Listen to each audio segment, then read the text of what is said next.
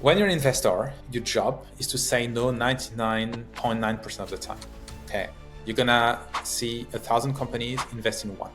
Yeah, so since VCs are using that, founders, the good founders, the smart founders, need to start using that too. Right? Stephane Nasser is the founder of the investment platform OpenVC. The startups using OpenVC have raised over $1 billion from major investors such as Google, Sequoia, and NASA. When we talk about data-driven VC, there are three big steps. Number one, sourcing. It's finding potential startups, filling your, what we call the top of funnel. Right? So if today I receive maybe 50 decks per week, can I receive 500 using AI and data? Number two, the screening. So once you receive those 500 deals per week, you need the robots to screen them. And today, this is also very much used, increasingly used. Every month, 1,200 new startups raise investment with OpenVC. There is 40% investor reply rate, and the investment vehicle OVC Ventures invest on the top 1% opportunities. You have to show a startup that can 100x the money within 7 years. That's not easy. How do you convince an investor that your project, your company, that is, an idea today or an MVP with 1,000 users can 100x $1 million in 7 to 10 years? And so there are a few indicators for that. Usually, when you come to a VC and you say, hey, I want to raise funds, I need $1 million for seed. What the person is thinking is, okay, can this guy get... Stephane, tell us, why did you build OpenVC? Hey, Diego. So I built OpenVC. We started 4 years ago with my co-founder, Luca. And the idea was, hey, can we build something that helps entrepreneurs raise funds and investors find cool startups? So that was the starting point at the time. Okay, perfect. Tell me, what was the motivation maybe for you to really build this platform in the first place? Yeah. So I think the starting point, like a lot of people, is that fundraising is a very painful process, very inefficient, very unpleasant, very broken. Everybody agrees on that point. But then when it comes to solutions, honestly, there is no great solution because either it's expensive or it's restrictive or it's complicated. And we were like, okay, what if we threw the economic model out of the window? What if we agree to build something open and free for the community and we see where it goes? So that was our kind of initial thesis. Okay, let's build this platform, allow investors to declare what they invest in, allow founders to reach out, and we screen the deal flow in the middle so investors don't get spammed. So that was really our core initial belief that this could be valuable. And so that's what we did. And after 4 years of iterations, improvements, adding features, fixing the UX, fixing the bugs, a lot of customer support, now we have a full comprehensive platform that helps both sides. But yeah, the kind of initial stuff was, how do you say, you have to, you own each, you scratch your own itch, right? And it was a case. I've been a founder. I've also been on the receiving side. I started my career at Microsoft's Accelerator. So we received a lot of deal flow. I was the one handling that volume. And so I've been on both sides of the table. Later, I've worked at a firm in San Francisco, and we also had a lot of investor startup interactions. So I've seen that again and again and again. And I was like, hey, can we build maybe something better? That was just the idea. Yeah, indeed. And bring us back to that day in which you decided to really dedicate yourself fully to this. So there are many days. The first day was when I found out about Airtable, because I don't code. I'm not a technical founder. And I had this list of investors in a spreadsheet that I had built. I was like, hey, I could actually put it on Airtable. And then it's much more powerful because I can share it. It can be edited, etc., right? Many more possibilities. So really the day I discovered no-code tools, I was like, okay, I can build something quickly and easily. And then I partnered with Luca, my co-founder, and we launched OpenVC, I think it was March 2021 on Product Hunt. So that was the first day, but we didn't go full time on OpenVC. We still had jobs and we just built on the side. And then 2 years ago, we were starting making a bit of money. I think we're at like 5K monthly. And we're like, okay, so this is working. Like it took us 2 years, right? 2 years building on the side. And we're like, okay, now we have something that is working a little bit. And we decided to go full time. So that was the second day. And yeah, and since then we never looked. Yeah. Because from what I remember, like you often ask to the community as well about feedback about UX. It was also this like the decision to go full time. Did you ask? You posed, I Yeah, think, a question to the yeah, community, of like should I course. go full time or not?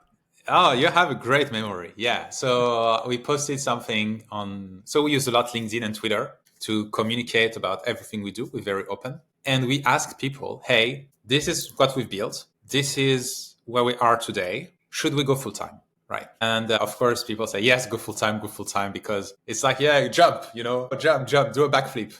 Because of course, it's not them. The truth is, we had already made our decision. But it has a few benefits when you ask people. One, people will sometimes make you see things you didn't think about. So, they will give you additional insights, a different angle. So it will not necessarily change my decision, but it will help me refine it. So that's number one. And number two, because you get people excited, you get people on board, you get people engaged, they feel that they contribute. I mean, I'm not saying that we're lying. We knew we wanted to go full time, but then everybody feels they're going full time with us, and they really feel that they participate in this project. So that's just really cool. I mean, it's marketing, but it's also just we run this company like it's a game for us to some extent. We just have so much fun, and the game of fun when it's multiplayer. So I like to bring as many people as I can into the conversation. Yeah, that's really interesting. The approach, also sometimes very practical, asking about pricing or UX tips to the community. But there's also something I should tell you. Yeah. We don't have a designer on the team. Okay. So the truth is, we need people. We need people's help, especially with UX features, this kind of stuff. I do the business side. Luca, he codes stuff, but in between we have a gap. So I do the mockups in Google Slides, and then that's what I give my co-founder. So a lot of time people help us a lot, right? We say, okay, hey, I show on Twitter, this is the screen I've designed for this feature. What do you guys think? And then people go, oh, that's very bad. That's terrible. You need to change this, the lighting, the colors, the shape. I said, great, please criticize me. That's free consulting, basically. And a few people have gone so far, like redesign stuff for us from scratch for free, just because they want to help and they love the mission and they love what we're building. So it's just this community building, that pays off over time. It's amazing because many times people speak about, okay, you need the feedback from the client, you need to have that conversation to learn more. And it's impressive how you brought it to a next level in which they are also the one contributing to the implementation of it, which is, would you think that also this contributed to put you on top of Product Hunt and really driving that? Yeah, 100%. Like there are many tools like OpenVC, right? There are many fundraising CRMs, deck tracking suite, investor lists. Honestly, if you're the client, if you're the user, it's hard to tell which one is better.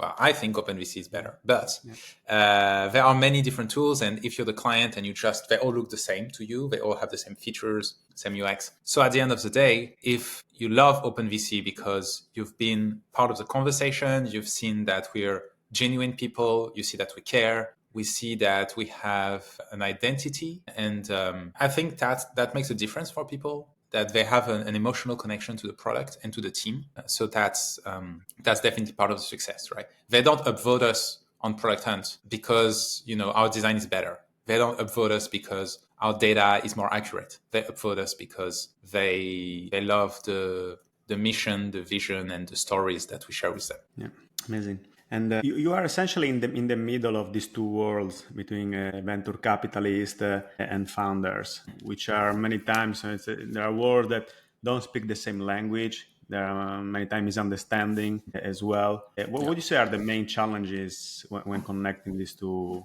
very different worlds? Honestly, I think a big challenge is matching accurately people. Like matching people is easy. Matching accurately is extremely hard. When you talk about founders and investors, people think it's a marketplace, right? Supply, demand, you have to find an equilibrium and just link them. But actually, the dynamics are much more complex because you're going to have some top 1% founders, right? Exited founders with strong traction and, all the positive signals that all the top VCs will want. And then you have maybe level 2 founders. You have, VCs that are a bit lower on the prestige scale, right? And so it's like a dating app to some extent. You have people from 0 to 10 and you have to match them. But that's what Tinder does, by the way. That's how the Tinder algorithm works. But they can base on looks, which is the first filter for people. It's not nice to say, but it's the truth. You cannot do that with a startup because you cannot just rate a face or rate a body. So that's one aspect. And then you have so many dimensions that conflict: geography, check size, industry. So these are actually sub markets. And within each sub market, you have a kind of ranking of, how exciting a founder and investor are. Then you have to match them accurately. It's not something that you can manage like e-commerce, saying, okay, I have an inventory and I have customers and I'm going to just move the inventory. It's not like that. It's much more refined. And then on top of all of that, you have the psychological aspect, right? The psychological aspect. So one example, in a marketplace, you want to give as much information as possible to help people decide, okay, I tell you that here are the dimensions of the product, here are the colors of the product. But you don't do that in fundraising. If I give you just a list of startups that are raising with their name, their logo, what they do, investors will not get excited because they feel, oh, it's like meat on the shelf, right? Anybody can access it. It's not exciting. They want a deal that feels a bit secret, a bit mysterious. So that's why, for example, we don't have a public list of deals with the startup names and founder names. Because if you do that, kind of lose the mystery, lose the aura, and investors need to feel like they hunted a deal. So you have so many things like that makes this space very peculiar. And of course, most founders don't understand that because 95% of founders are first-time founders. They have never raised before. And what they know comes from the consumer world. They know about Tinder and Amazon, and they think they can just swipe left or right or one-click purchase, their fundraise. But it's actually a complex process. Like enterprise sales, you have multiple stakeholders. Everyone has their own incentives, big psychological aspect of things, how you look, how you feel. You don't want to be the one begging and reaching out. You want people to come to you. So yeah, it's a very complex thing and founders just don't know that. They don't know. And so they fail. And when you have, we tell you 90% of startups fail at raising. Well, of course they do, because how could they know all of that? Yeah. That's what it is. And before moving and digging more on this topic regarding founders, I would like to stop on the investor side, because you constantly assess as well technologies for venture capitalists and also the space of data-driven VCs. Can you tell us more about the trends that you see within the data-driven VC world? Yeah, for sure. Very easy. When we talk about data-driven VC, there are, I think, 3 big steps or pillars. Number one, sourcing. It's finding potential startups, filling your, what we call the top of funnel, right? So if I'm a VC, today I receive maybe 50 decks per week. Can I receive 500 using AI and data? That's the first step. Today, there's a bunch of tools doing that. They usually look at LinkedIn, Crunchbase, GitHub, they just all the public data available. And then they try to rank these opportunities and tell you, okay, this is the top 10% you should look at. So this is pretty straightforward today and is being increasingly used. Number 2, the screening. So once you receive those 500 deals per week, you need the robots to screen them. And today, this is also very much used, increasingly used. It doesn't work perfectly. And I benchmarked actually, I think a few weeks ago, I benchmarked one of those tools over 50 decks. So I run 50 decks through that tool. Then I assess the 50 decks myself. And I'd say it's like 90% accurate. But when it has a 10% failure rate or mistake rate, that's a big problem because some of those decks are actually very good. And for some reason, the assessment is incorrect. And so, but this will probably be fixed in 6 to 12 months. It's just the technology is catching up. The last step is investing. So can AI decide to invest? So not just do the first, filtering, but really send a check almost. So that is not ready at all. There are a few people in the world working on that. It's a much more complex problem and it will be solved first in later stage because at later stage we have more data, right? We have financials, traction, all that stuff. And so it's easier to compare deals and make decisions. The hardest part will be automating the investment decision at early stage when you just have a team or just an idea because It's even for very experienced investors, it's still a mystery, right? Who would predict that Airbnb would be successful? So it's happening today. AI and data-driven VC is about productivity and basically how one VC can do more alone. Maybe tomorrow it's gonna replace investors in the decision process, maybe at later stage, but that's very speculative. We will see. The first part is definitely happening.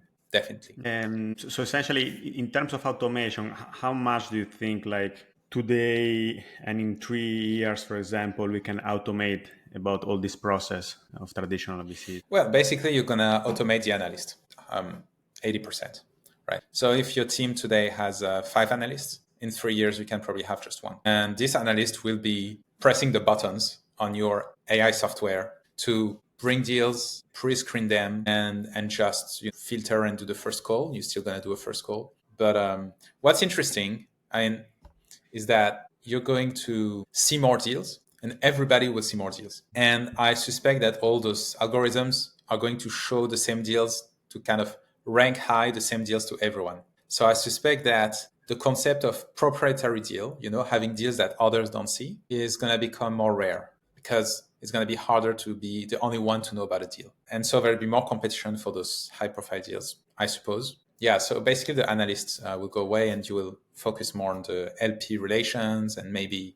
you can redirect some resource to portfolio support or to marketing, which is sometimes the same thing. But yeah, that's what I anticipate. I see really cool stuff like in London. A lot of firms are doing cool stuff in London, in San Francisco, on those topics. Like these are really 2 places where VCs are investing in the tools and the people to make this happen. From your perspective, can you give like practical example of the best tools that you see applied to specific VCs? Sure. So I cannot say which VCs because that's confidential, but I can tell you what tools. So one example, you have a Landscape in the UK, and those guys have a technology that, like I said, is going to scan LinkedIn, GitHub, and other data sources, identify new founders that are likely to be raising. These are maybe founders that are not raising yet. They don't know that, but they identify, okay, these are high potential people that, for example, just went stealth.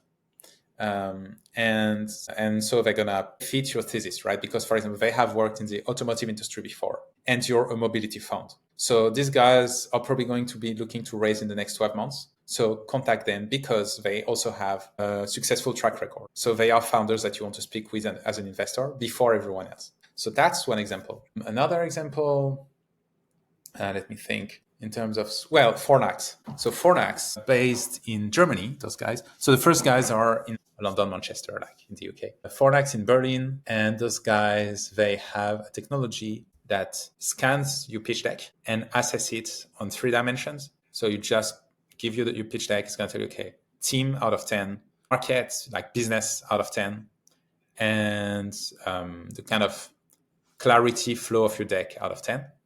And you can adjust those, dimensions, of course. But this is really great for VCs because it just helps you sort through the big volume. So let's say you have Landscape that brings you, 100 new deals per week. And then you have Fornax behind that will rank them and help you prioritize your time because you cannot handle 100 deals manually, right? It's just not possible. And so they're going to help you figure out the top 1%, top 5%. And that's where you spend your time on. Okay. Clear. And because there's a lot of this activity when it comes to assessing, automating the assessment of the investor deck directly, from the VC side, and as well as from the founder side, how to build, like not say in an automatic way, but through AI, build that, because you're also working on this part. Can you guide us through this point as well? For founders? Yes, exactly. Yeah. So since VCs are using that, founders, the good founders, the smart founders, need to start using that too, right? And so on OpenVC, for example, we have partnered with Fornax that I mentioned. And so you're able to, as a founder on OpenVC, you can run your deck through Fornax and see how you will be rated by a VC before you send your deck. So you know that your deck, okay, if it's 90% good, okay, you can send. If it's 60%, don't send, because you will end up at the bottom of the VC list, right? So, and this is the same thing that happened with resume. 20 years ago, you send your resume and someone will read your resume. Today, if you send your resume to HR, is going to be scanned by a software, right? And so now applicants know that. And what they do, they optimize their resume to be read by the machine. So for example, in the PDF, you will include the keywords that the machine will search for, right? So if the job application asks, leadership skills, you're going to use leadership skills in your resume because the machine will match that. So the exact same paradigm is happening in VC, in sourcing the deal flow, where the founders will now optimize their deck for the machine. It's like SEO, basically, in-deck SEO, but that's what's happening. So now you have to talk to two people. You have to talk to the VC and you have to talk to the robot in your pitch deck. And if we look at the future, it looks like we will have a future in which all the founders will automatically create through AI their decks. And on the other side, they're going to be VC. They're going to screen decks created by a machine, essentially. Yeah. So how does this future look like? What are the implications when they're essentially machine assessing machines? So I see where we're going with this. Honestly, like this machine is doing stuff that people have to do anyway. Yeah. So let me put it this way. Let's look at the founder side. Okay. Today, either the founder have to prepare the deck themselves, review the deck themselves, or maybe get some help, hire a deck designer or a coach to help them with that, and then send it. So the machine, the AI, helps them with that part of the process. And honestly, it's pretty great because founders are really bad at assessing their own pitch deck. And I love founders and I'm always on their side, but most founders are really bad at that job. So having software to help you with that is a good thing, in my opinion. Now look at the other side, on the VC side. So same thing. You have an analyst today, and the job of the analyst is just to receive decks, read decks, and do the same job. So we just remove the boring part of the job, give it to a machine, so we can focus on the high value task. As a founder, you don't want to spend, 16 hours just reviewing your deck and fixing it. It's not high value. And what's really cool is that, it unlocks resource. So on the founder side, usually founders cannot afford the service they need. Like if you need help to review pitch deck, as a founder, most people cannot afford that. But the machine, you can, right? It's not going to cost you, $1,000, $2,000. It's going to be like $10, $50, $100 max. So it's actually value creation here. It's democratizing something that was exclusive and expensive. On the VC side, in my opinion, this is the biggest benefit, because on the VC side, the main problem was that VCs have too much deal flow, and that's why they only look at intros, because they cannot handle, like I said, 100 decks manually. Now, if you have an AI that does the screening for you, suddenly you can open up and you can say, hey, send me your deck. We're open. We're going to look at everything. And then the machine does the screening for you. So suddenly VCs are less closed, more open, and give a little more chance for everyone to join the game. So I don't think it's a bad thing after all. Yeah, indeed. What about the relevance of the deck then? Because in this world of completely automation, like, is gonna be the deck itself still relevant when the assessment is really matching and identifying what the VC needs, what are the metrics looking for, and on the other side the startup? Like in this world, like why would there exist a deck in the first place? Yeah, that's a very good question. Some people have worked on, destroying the deck, right? Thinking, okay, what if you just give your data, give the information. You don't need a deck, because a deck is just a data wrapper, right? You wrap your data into a document. But like we said, there are two recipients. One recipient is the machine. The other recipient is the VC. And the VC is a human being, which means he likes when it's pretty. He likes when there are fancy colors and big margins and nice fonts, and shading, and that it can be read quickly. It's a bit exciting. There's a story inside. So you have two stakeholders. You're talking to two people. And by the way, if you look at what happened with resume, it's the same thing, right? You have resume today for the machine, but they are also read at the end of the process by a human being. So you cannot just, go full machine. It's a hybrid process, and so you need a hybrid document. Indeed. And also when it comes to the screening part, I mean, the online presence of the founder as well is going to become, I guess, always more important, because the screening itself. So if you're not online, but maybe you have a huge like a potential there, you're actually not within this funnel essentially. Yeah, absolutely. I don't know who said that, but if you have a great product that can do amazing things, but nobody knows about it, it's as if it doesn't exist, right? Or what is it? When a tree falls in the forest and no one can hear it, like, did it really fall, right? If nobody can hear, so it's a bit like that. Right? You have to be out there as a founder. You're the product to some extent. People invest in the founder first and foremost. And so I know some founders don't like this idea. I know they don't like that. Oh, why do I have to be active on LinkedIn? Why do I have to be on Twitter? I don't like wasting my time with this. I want to be speaking with my clients, building my products. And it's the VC job to see that I'm good, because otherwise they're missing out on a big opportunity. You may think that, but me, as someone who's advising you on fundraising, you're making a huge mistake and you are shooting yourself in the foot like crazy. But everyone can think what they want. I just think it's a massive, massive mistake. Yeah, indeed. Because of course, if now you can build a business without that online presence, it looks like in the future this is going to be exponentially important to have, because as AI is going to be used as well to filter, assess products or investments, that online piece is going to be exponentially important. And if a person doesn't have it or is not as a high level, it's going to impact significantly the business essentially, or not having at all. There's a whole strategy in fundraising that is called inbound fundraising. And inbound fundraising is basically the founder, in the 6 to 12 months before raising, start to be active on social media, follow all the investors they're interested in, reply under the comments, publish some posts, engage with the investors. You can start a podcast, you can start a blog, and you interview those investors, right?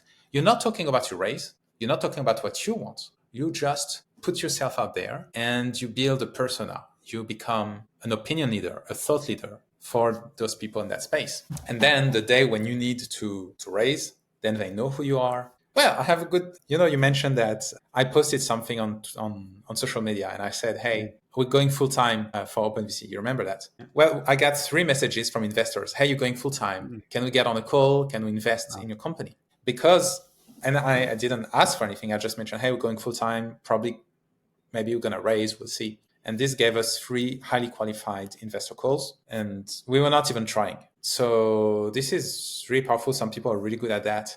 There's this guy, Matt Sherman, in Arizona, I think he's based. The guy interviewed 200 VCs just because he was like, one day I'm going to need to raise, and this is how I'm going to build my network, just by interviewing them, creating content. And yeah, I think it's a very, very smart play. Yeah. And it shows a long-term vision as well. I don't need to know it, but I need to build it now for the future. So that's very important. And it will also be helpful to hire people, to find employees. It will also be helpful to find clients. If you become the guy who speaks about, renewable energies and new technologies in renewables and stuff, because that's what your startup is about, you're going to be followed by people who buy this kind of technology, people who partner with this kind of technology, people who work in this industry. So that's how you become someone when you're no one. And we all start from zero. So indeed. Very interesting topic. Let's go back a second to the investors themselves. We'd like to touch on a point which is many times misunderstood as well when it comes to the feedback that the investor give to founders. We know very well that this feedback is rarely true, but why is this? So I published a post where I basically said, don't believe investor feedback. It's not honest. It's not true. So obviously, it's a title, right? I need people to click it. So it's a bit provocative. But I think overall, it's true that investors don't give honest feedback. When you're an investor, your job is to say no 99.9% of the time. Okay. You're going to see 1,000 companies invest in one. So that's 99.9% rejection rate. So now every time you reject someone, if you have to give them an honest feedback, tell them the real reasons, it's a lot of work. Because if you tell someone who really believes in their project, like you have made a meeting with them, they presented a deck and they put so much effort, you have to give them a good reason. You cannot just say, sorry, I don't like it. If you give feedback, you have to give really good feedback. So you have to think about it. You have to look at the product, the market, structure an explanation, and you have to phrase it in a way that is not offensive, that will not trigger them. So you have to say it nicely. You have to pick your words carefully. So that's a lot of work. And that's work that is a waste of time because you're not going to invest in the guy. So you don't care. And you cannot do that for 1,000 companies. So that's the first problem, right? It's just the ROI is negative of giving feedback. The second reason is that a lot of founders, some founders, big crybabies, and if you give them feedback, some will say, thank you, I understand, I appreciate you giving feedback, have a good day, and it's a small world, maybe we meet again in the future, which is what you should do. But some founders, and I've seen that many times, they become defensive, right? They become defensive. So they come back to you and say, oh, point one, you say the market is too small, but I told you the numbers are this and that, so the market is actually big. Point two, you said traction is not there, but we actually have. So they come back to you, but for you, it's not a conversation. It's just you ask me feedback, I give you feedback because I'm nice. I don't want a conversation. This is over. Let's move on. But founders, and some founders, a few, not many, I have to say, but I see that maybe twice a month, they become aggressive. They start calling you names. I've had people tell me, I'm racist because I don't even know, I don't even know the guy's race or color or whatever, right? Because I didn't even open the pitch deck. It's just, I'm racist because it's out of scope. It's stuff that, just for basic reasons was bad fit. And so some founders, they have been trying to raise for a long time. They have been hurt a lot. They have had a lot of rejections. They're having a very bad day. And so when they receive a negative feedback, they cannot take it and they just go crazy. And when you're an investor, and this happens once or twice, honestly, it's just disheartening. You're like, okay, you know what? I'm going to stop giving feedback. So a lot of investors I know, especially, new investors, angels, emerging managers, they give feedback the first year because they have the motivation. They're like, yeah, I'm going to do it right. And after that, they just give up after a few messages. Like, you know what? Fuck it. I'm not going to, kill my mood for the day because I try to be nice to strangers. I'm just going to tell them, too early, come back later. Or, yeah, sorry, it's not in our scope. They're just going to give you a bullshit reason that doesn't make you hurt. It's like when you break up and the girl when someone breaks up with you and the girl tells you, oh, it's not you, it's me, right? She takes the blame on her so you don't feel hurt and you don't come back and start asking for reasons. Yeah, sorry, it's me. I'm just not ready for a relationship. When actually she's ready for a relationship, not with you. So that's the exact same dynamic here. And so for all those reasons, when an investor gives you feedback, thank him respectfully and then move on. And don't read too much. Pay attention. Maybe there is some good stuff in there or some true stuff, but don't over-index for investor feedback because it's likely that, they didn't think about it too much when they made it. Exactly. And it can be an opportunity in the future as well. Let's talk now about scammer investors. I know you organized a meeting with an investor who stole money from a founder. Tell us the story. Yeah, for sure. So this was not an investor. This was a fundraising advisor. And the guy, it's a very classic story. A founder connected with an advisor who said he can help him raise funds. And he's connected to the rural family in the Middle East, whatever. They go through a couple of calls. The advisor sent a contract to the founder. The contract looks very professional. It says, okay, you have to pay $5,000 initial fee to start the collaboration. Paper is signed. The founder sends $5,000 and then the advisor disappears. That's it. It just stopped answering emails, stopped taking calls. It just stopped completely answering.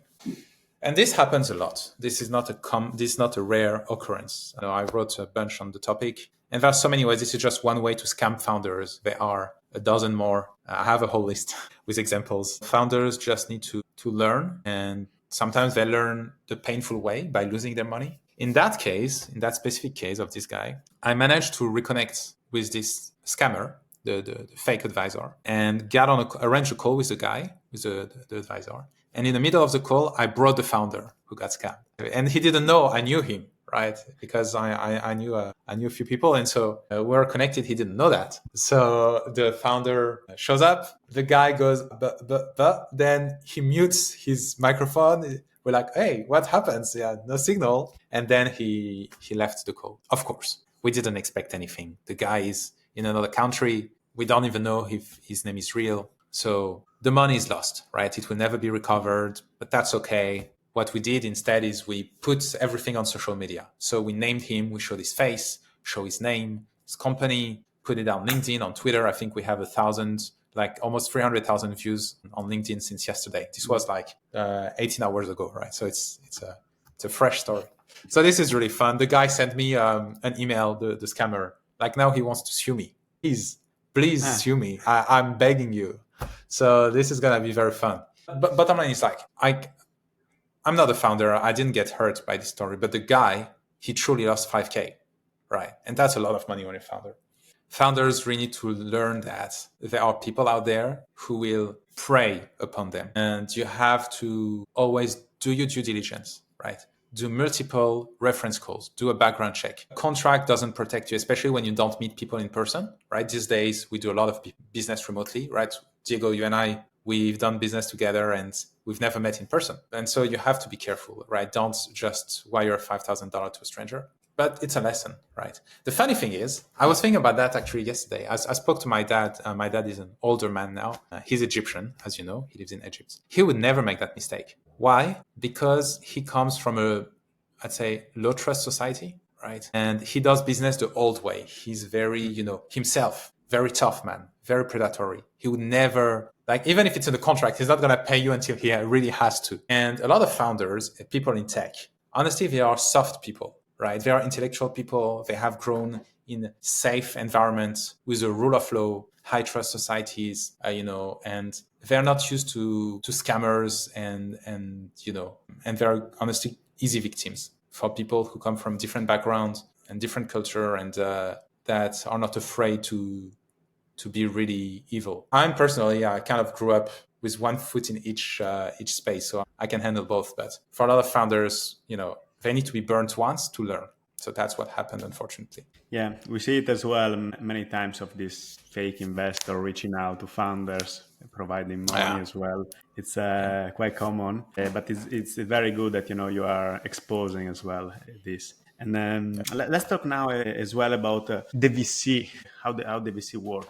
I know you write a lot of content about how the VC work as well. Even here, content that sometimes was copied, I believe. More about the flow that it goes from the LPs down to the VCs and then to the startup. Can you guide us through this flow and all the game of the venture capitalist? Sure, of course. So, big picture. Imagine a pyramid. Well, I'm Egyptian. Imagine a pyramid and three stages. So at the bottom, you have all the startups, all the founders who want to get funded. The second floor, the VCs, so the investors. But actually, there's a third floor, the top of the pyramid. And these are people we called LPs. And a lot of founders don't know about LPs, right? They don't even know it exists. They think that VCs invest their own money. VCs don't invest their own money. VCs are middlemen, right? They take money from the LPs and they invest that money in the founders. So this is the whole, it's a simplification of the ecosystem, right? LPs, VCs, founders. So the money from the LPs go to the VCs and then to the founder ultimately. Now, why it matters to you as a founder is because when you're a founder, you're not a client of the VC. A lot of founders think, okay, I'm the client and the VCs are, But basically what's happening is the other way around, is that the VCs use the startups as a raw material and they roll them up into a portfolio, an investment portfolio, that then they sell metaphorically to LPs. So when you're a founder, you're selling, you're not buying, right? You're not buying funding, you're selling equity. Okay, now I have it in the right order. You're not buying funding, you're selling equity. And a lot of founders don't realize that until you explain it to them, then they understand. And so this changes the mindset. In most of the cases, you'll be the one pushing your product. And your product is equity. When you're raising funds, you're selling a financial product. So you're competing. What are you competing with? You're competing with other startups because every startup raising is going after the same VC money. But you're also competing with any other investable asset, right? Crypto, real estate, stocks, public stocks, commodities. Because the LPs and then the VCs in between, but the LPs could invest in any of those asset classes, right? And startup equity is just a very special type of asset, very exotic asset, but it's a financial product. So there are many financial products on the market. Startup equity is one of them. And the process to acquire it is called fundraising. And so those LPs, basically, they give money to the VCs to buy startup equity for them, hoping they can resell it later at exit, at an IPO, or at M&A. And so you're a salesperson when you're selling equity. That's why you have to market your raise, right? Fundraising is sales, but the first step is marketing. So you have to build your brand. It's what we discussed with inbound fundraising. You have to build your brand as a founder. You have to build your network and sell your equity to those GPs. So that's the thing that a lot of people get the wrong way. What are the specific numbers in terms of returns from the LPs, expectations, and that's why the VPs as well have those specific expectations in terms of returns, essentially? I see what you're referring to. So basically, if you're an LP, like I said, that's really what it is. You could invest in startups or you could invest in the S&P 500, right? So the same block of money could go to two different buckets. So usually you do a little bit of both. But for the return investment to be worth it on the startup side, you need usually 3x to 6x, right? On your money. You need to 3x, depending on how much you're investing, you need, let's say, to 4x your money. What it means for the VC at seed stage is that you need to 10x or 100x the money of your invest on each startup. Because you're going to invest in 10 startups, but 9 will not return much. Out of 10 startups, 5 will die, 2 will bring basically 1x. So if you invest $1 million, you get $1 million back.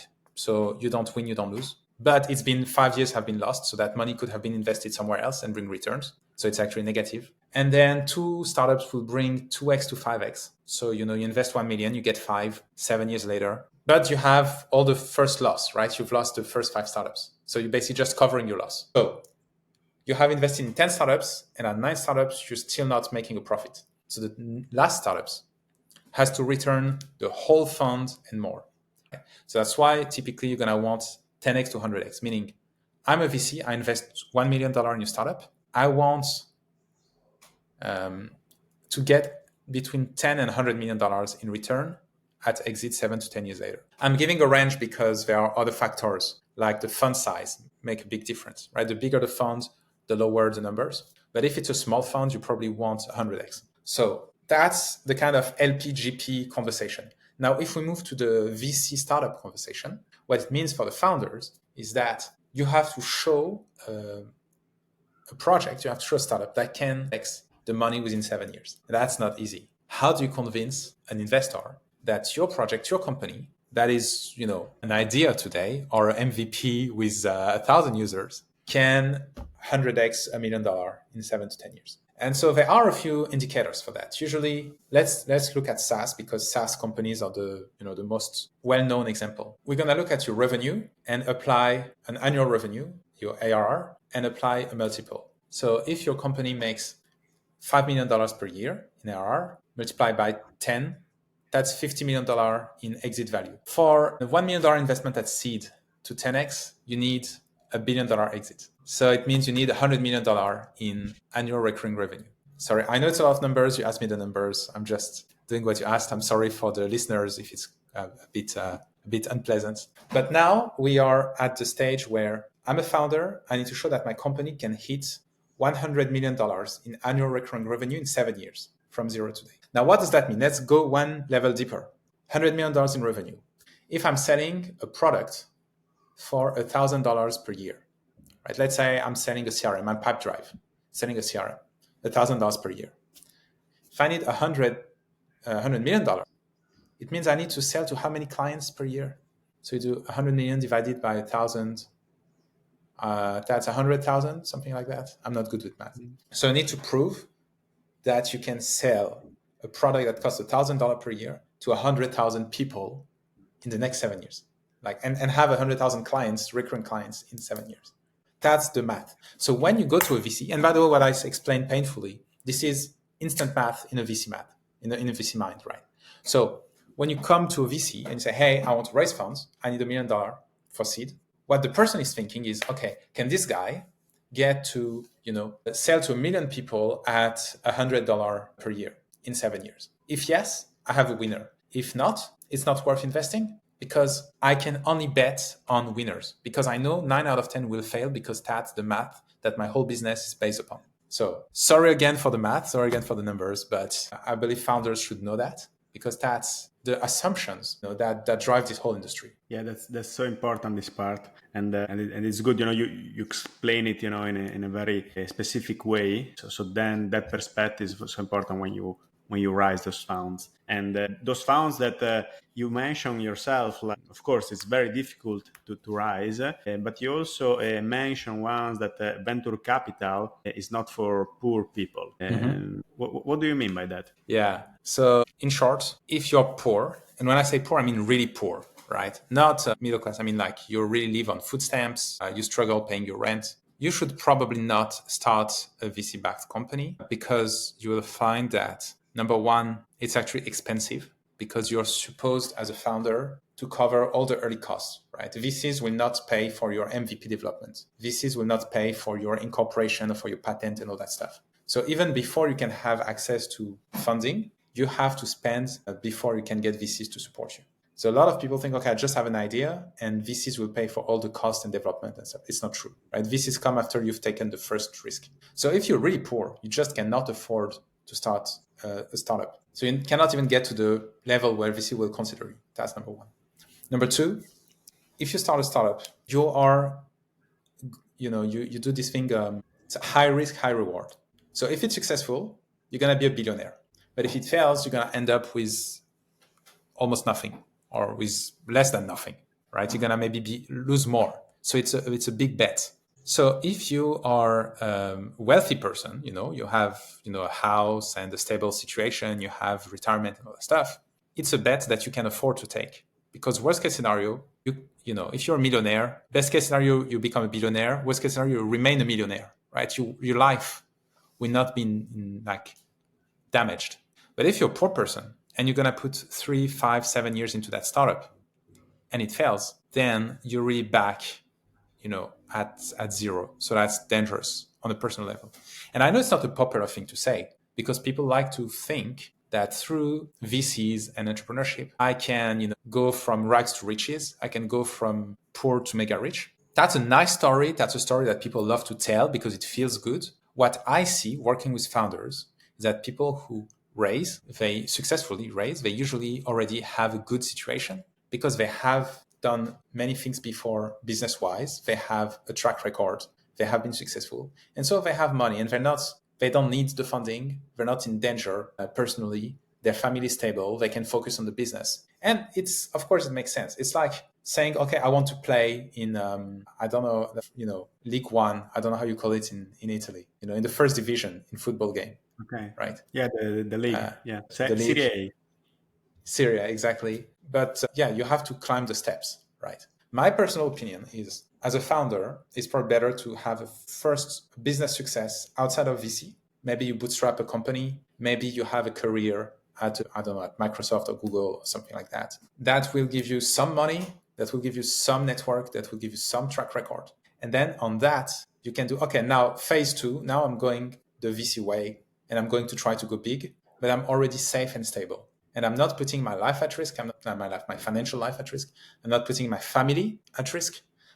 I spoke with a founder I mentioned him in the blog post, right? This is very interesting. The guy explained, I started a startup. I raised funds from VCs. And actually, I'm from a very poor family initially. He's from India. So what he did, like when he started, his whole family relied on him. He sent money back home to pay for his mom, for his brother to go to school and all that stuff. So a lot of people relied on him. He said, I could not start a startup at the time. So he took a job, I think at Uber or something like that as an engineer, get paid super well, right? Hundreds of thousands per year. Did that for like 5-7 years, saved some money, put his family in a safe place, bought them a house or whatever, and back home. And then after that, okay, now I can take a risk, right? Because I have savings, I have retirement, I own my house, my family is safe. And then he started a startup. And I think that's a natural order of things. But some people don't want to acknowledge that because it doesn't feel great. It feels that it's excluding people. But I think reality is exclusionary anyway. So I'd rather be honest and just tell people what it is. Yeah. Neat. And so tell us about the difference here when raising funds, because of course, if you have more connections, you have a bigger network as well, that probably is going to be easier. But many people don't have that, especially first-time founders. What would you say are the best practices when trying to reaching out to investors? Are we talking about a founder who has time or who has no time to raise? Okay, these are two different topics. I would say the one that doesn't have time, which is most of the Yeah, active doesn't one. have time. So the first step, always the first step, assess your fundability, which means you want to understand how fundable you are. Like I said, fundraising is sales. You're selling your equity on the market. There are other products on the market. Is your product exciting and sexy for investors? Are they going to want to fight to invest? Or is it going to be painful and difficult? It's very important to have this assessment initially, because if you see that it's going to be difficult, you probably need to adjust your whole strategy. You're not going to raise fast. So if you know that you're not very fundable, then you probably need to identify what the problem is, fix it. Maybe you need 3-6 months to improve your traction, fix your team. I mean, all these kind of things that you can do. And then you can raise. So maybe you're going to want to cut your costs to extend your runway. Many actions you can do before you can raise. Improve your personal branding, being active on LinkedIn, on Twitter to build your network. So if you're in a rush and you're not fundable, buy yourself some time and improve your fundamentals first. And I know a lot of people don't want to hear that because they're like, I need to raise now. I have 3 months to raise, but that's not how the world goes. So that's for founders who don't have time and are not very fundable.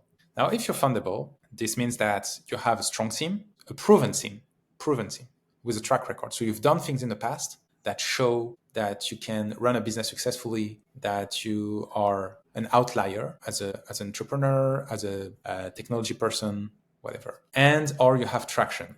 These are the two things that matter. Team, traction. That's the only, there are smaller things, but these are the top two.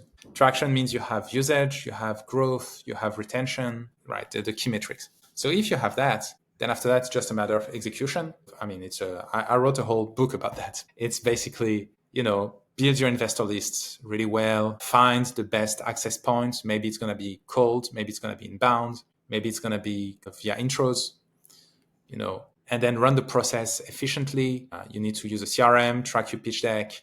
Your materials must be really good. You must have a solid data room. You must have a solid pitch deck. And of course, you must have an appropriate, round size, valuation, all that stuff. Don't go cry. I've seen people, who have never raised before, we're raising $50 million. Okay, good luck. So there are so many ways to make a mistake. It's so easy to make a mistake. And that's why I always tell founders, do your homework. If you've never raised before, it's fine, but prepare yourself, take some time to read about it, take some time to prepare, maybe have a little budget to get help, right? I'm not against spending a bit of money to get the right amount of help if it's the first time you raise. Maybe it's a lawyer, maybe it's a designer for the deck, whatever it is. Maybe it's a coach, but do your homework before I do the research the right people. But don't just be naive. Everybody's competing for that pot of money. It's very competitive. So you cannot just, I've seen people come to me and say, hey, nobody I don't know why I cannot raise. And then you look at the pitch deck and it's a complete catastrophe. If I put I did it in 2 hours, I don't have time. Well, if you don't have time, don't raise, right? And don't come to me and complain. So there is really this, the bar is really high. And even when you know that, because you hear fundraising is difficult, you're going to get rejected, it's normal. But then when you actually raise, you're just, it's even harder than I thought, right? It's like between, there's this quote in The Matrix by Morpheus, right? There's a difference between knowing the way and walking the way, right? You know it's going to be difficult, but until you're walking the path, and you get hurt every day, that's when you realize how tough it is. So make sure you're fundable. And once you're fundable, prepare really well and be professional about it.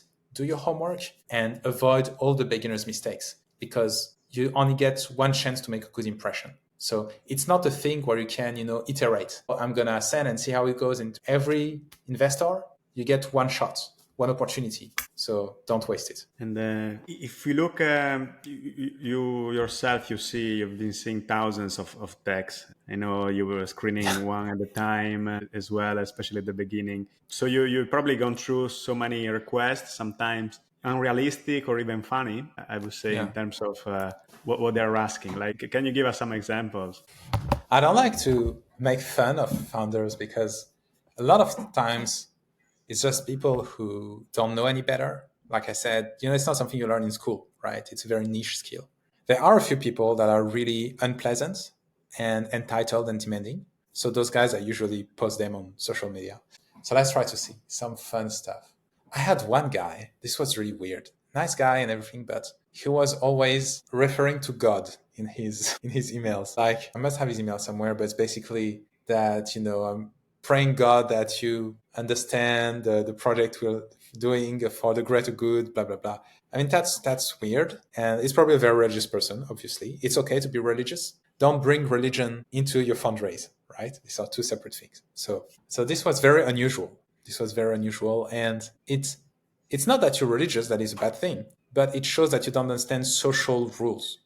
And the signal it sends about you as a founder and your lack of social intelligence is not good. So don't do that. What else? Honestly, it's not funny. I don't have funny stories. It's all pretty depressing. Yeah. So pretty depressing. People who just it's stories of people who just do it wrong. And they're running out of cash and they are making bad decisions. And like the guy who, went with the fundraising advisor and lost $5,000 because they're emotional, they're in a rush. So I don't have many fun stories, unfortunately. I wish I had. Unrealistic expectation, I would say, not necessarily. It's always the same stuff. It's, I've done nothing. I'm nobody, meaning I don't have a track record. I've done nothing, meaning I don't have traction. And I want to raise $10 million. Because this is a great idea and will be $1 billion idea. By the way, I'm raising $10 million for 1% of the company, of course, because it's not fun otherwise. Oh, there was one. Okay, I have one guy was really, really something. So this guy sent 2 pitch decks. So the guy was the kind of CEO of 2 different startups, raising at the same time. And what was the story? So he sent the deck to one VC and to another guy, and the 2 guys met or something. And basically, his deck landed on his 2 decks with him, like 2 different companies, nothing in common, right? And even some other team members, like, I don't know, was it a scam or was it just trying to build 2 startups in parallel and didn't realize it's a bad idea?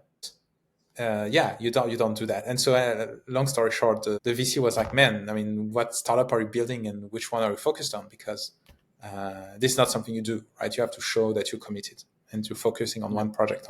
So this is the kind of, but like I said, it's more mistakes or ignorance. Yeah. Looking at these mistakes, like what would you say, like they're the most typical ones that you see coming through? Yeah, unrealistic valuations and round size. And the most common mistakes is people who don't understand venture capital. So for example, if you raise now seeds, it is expected that you'll be raising Series A 18 months later. And it is expected that you will X your top line. So your revenue should grow from, let's say, $1 million ARR to $3 million ARR 18 months later, right? So, and then you expect it to raise, if you had raised, 2, you're going to raise 8. And this is very obvious for someone who's been in that space a little bit, and that's just the rules of the game. And of course, there can be adjustments, but that's the blueprint. A lot of founders just don't understand that. They don't know that. So they're like, yeah, I'm just going to raise now and not raise in the future. Yeah. Okay. But that's not what investors expect, because maybe they want to follow one, or maybe they expect to be able to sell secondaries later or something like that. It's the common is just sending the wrong signals out of ignorance. That's what I said. And so it can be a million things, right? It can be that you're not full-time on your company and you say it openly. It can be that your market size, $10 million. And nobody's going to fund a project if the market size is $10 million. That doesn't make any sense. And so these are honestly the mistakes I see. So there are a million ways to be wrong, a million ways to kill your project because you don't understand the game you're playing. Thanks for sharing, Steph. And maybe a few last reflection about this. If you can share your piece of advice for CEOs that are trying to rise and also for venture capitalists that are trying to find the right startup. Okay. So for the founders, if you're a CEO trying to raise, number 1, do your homework. If you've never raised before, learn the rules of the game. Take a couple of days. Don't jump straight into cold emailing VCs. Read content. Of course, you can check out OpenVC. That's what we do, but you can also check YC School. You have a lot of resources out there. You can even ask ChatGPT. But there's no excuse to not be informed today, right? All the information is out there. It's free. So just take a weekend to educate yourself on how this thing works, because you're going to give yourself the biggest advantage there is, right? Number one. Number two, understand that the market is the market and you don't get to decide what the rules are. So there are standards for valuation. There are standards for round size. You cannot just, say, okay, I want to raise in 2 weeks. You're not going to raise in 2 weeks unless you're Elon Musk, right? But if you're not Elon Musk, then things take time. And this is just a process. And on that point, advice number 3, social media is your friend. Like Twitter plus LinkedIn, you have billions of dollars in funding. Investors are very active there. They're watching what's happening. You can literally make their phone ring, with notifications if they follow you. So there is a whole strategy here about inbound fundraising that you can learn and that will help you raise successfully. But again, it takes a bit of time. So the best moment to start raising was 20 years ago. The second best moment is now. So if you haven't yet, now is a moment. Now that's your signal. That's your sign of the destiny. Sign up and be active on the social media. And of course, check out OpenVC. We have tons of resources for you. That's for founders. For VCs, they are big boys and big girls. They know what they're doing. They don't need my advice. But I would tell them, tap into AI, tap into those tools. They are here to increase your productivity. They probably know that already.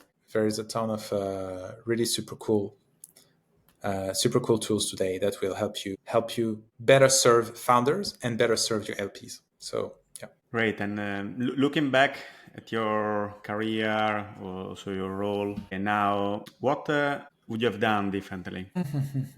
Maybe I would have monetized OpenVC earlier, because for 2 years we were kind of a free software because we were not very serious about it. And I found that when we started monetizing and making money and we could go full time, we managed to grow faster, of course, and reinvest and improve the product. I think we would have, had we monetized earlier, we would have moved faster. And so that's probably what I would change. Okay.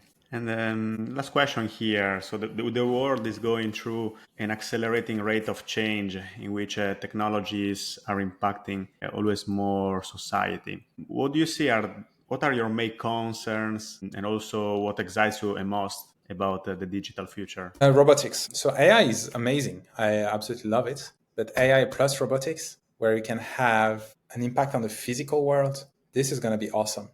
If you can have robots at home to, cook, clean for a fraction of the price, think about older people, can keep their autonomy, and thinking about difficult tasks, that are like difficult on the body, where you can put robots instead. And I think it's just scratching the surface. But I'm very excited on the person, more as a consumer this time, right? I'm just so excited about this idea of having robots at home and powered by AI, and who can do, just all the boring, difficult stuff. That's very exciting. Thanks a lot for your time. It's been an amazing conversation, and definitely we'll come back and speak again in the future. Thank you, Diego. It was great. Thank you for watching this incredible interview. Leave us your comment with what you think about this episode, what you would like to discuss in the future, or any guest suggestion. And remember that you can follow us on social media. You will find in the description the links. Thank you again for your time, and I see you to the next episode.